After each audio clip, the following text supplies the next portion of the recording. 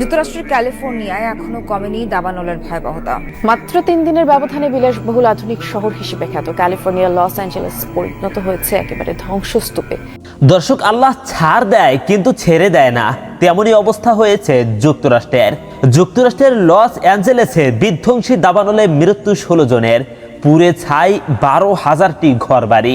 America এবং Israel বোমা মেরে ফিলিস্তিনের গাজাকে ধ্বংসস্তূপে পরিণত করেছে, কিন্তু মহান আল্লাহ তাআলা যিনি উত্তম পরিকল্পনাকারী, তিনি বোমা ছাড়াই আমেরিকাকে ধ্বংসস্তূপে পরিণত করেছে।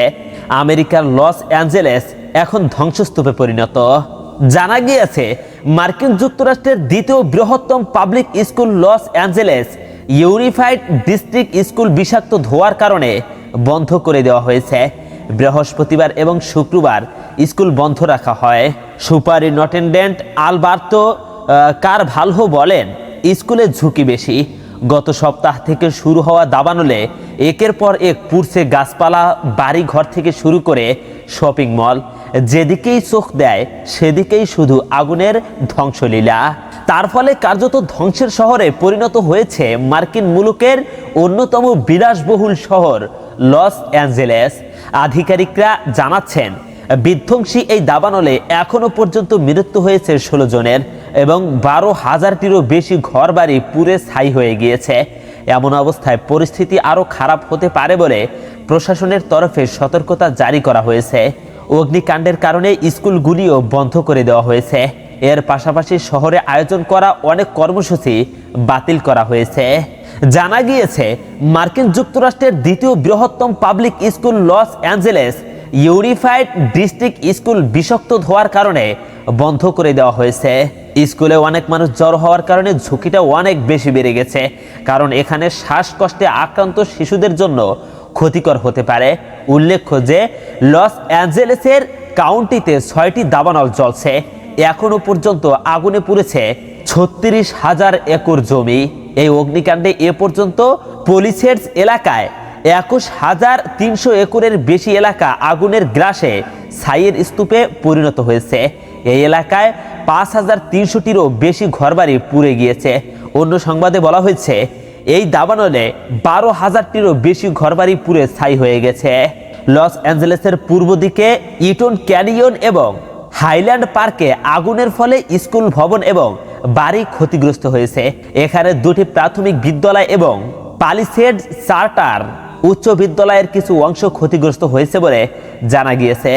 ইটনের আগুনে বেশ কয়েক হাজার একর জমি ক্ষতিগ্রস্ত হয়েছে এবং 5,000টিরও বেশি ভবন ক্ষতিগ্রস্ত হয়েছে। এছাড়া দাবানলের ফলে বিদ্যুৎ পরিষেবা ব্যাপকভাবে ক্ষতিগ্রস্ত হয়েছে।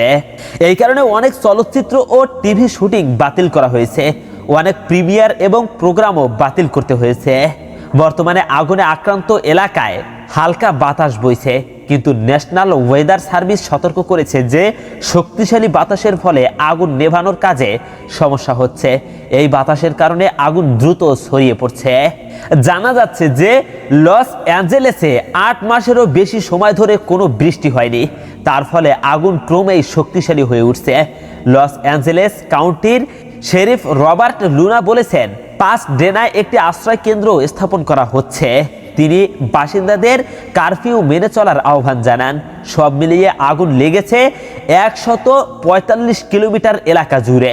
আগুনে ক্ষতিগ্রস্ত এলাকাগুলি থেকে হাজার হাজার মানুষকে সরিয়ে নেওয়ার নির্দেশ দেওয়া হয়েছে।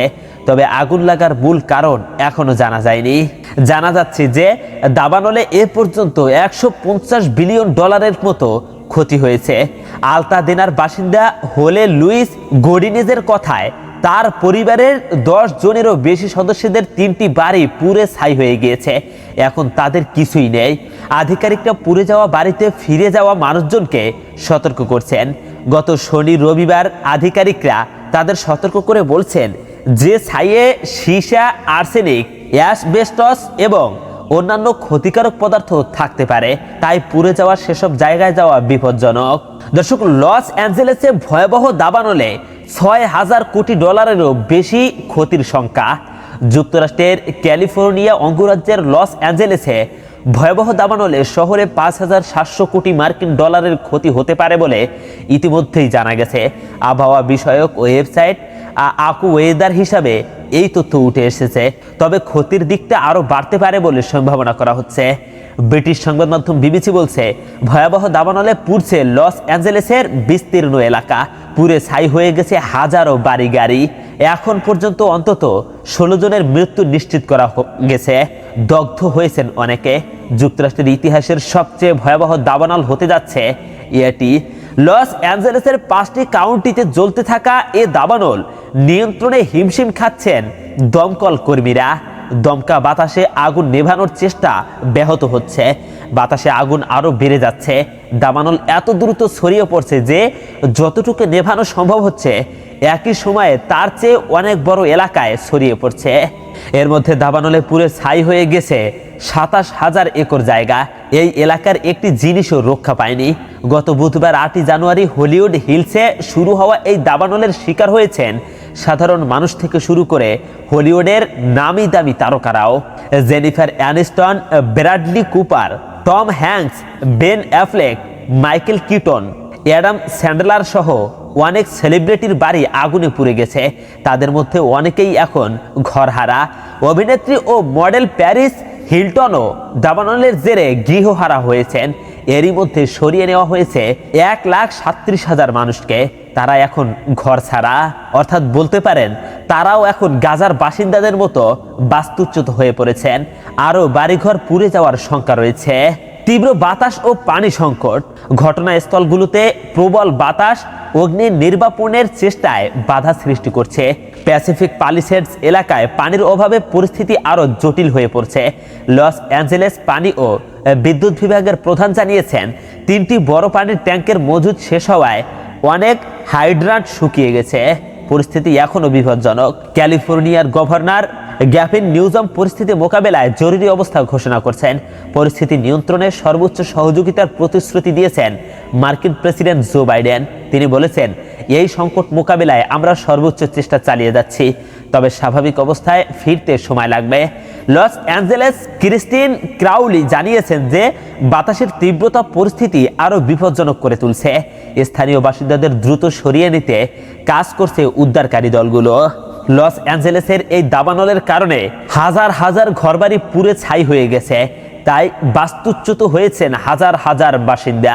দর্শক, যেভাবে লেবাননের সীমান্তবর্তী এলাকা থেকে এবং ফিলিস্তিনের গাজা উপত্যকা থেকে হাজার হাজার মানুষ বাস্তুচ্যুত হয়েছেন, ঠিক সেইভাবে যুক্তরাষ্ট্রের লস অ্যাঞ্জেলেস থেকে হাজার হাজার বাসিন্দারা বাস্তুচ্যুত হয়েছেন, ঘর বাড়ি হারা হয়েছেন। তাই এতে করে বলা যায়, আল্লাহ ছাড় দেয় কিন্তু ছেড়ে দেয় না। ফিলিস্তিনের গাজার এই অবস্থার জন্য সবচেয়ে বড় দায় যুক্তরাষ্ট্র, এরপরে ইসরায়েল। যদি যুক্তরাষ্ট্র ইসরায়েলকে সহায়তা না করত, তাহলে কোনোভাবেই ইসরায়েল এত বড় সাহস করতে পারত না।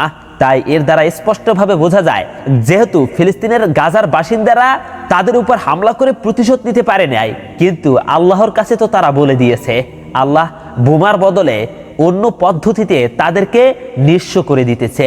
আজকের ভিডিওটি এই পর্যন্ত। পরবর্তী ভিডিওটি পেতে এখনই আমাদের চ্যানেলটিকে সাবস্ক্রাইব করুন। আসসালামু আলাইকুম ওয়া রাহমাতুল্লাহ।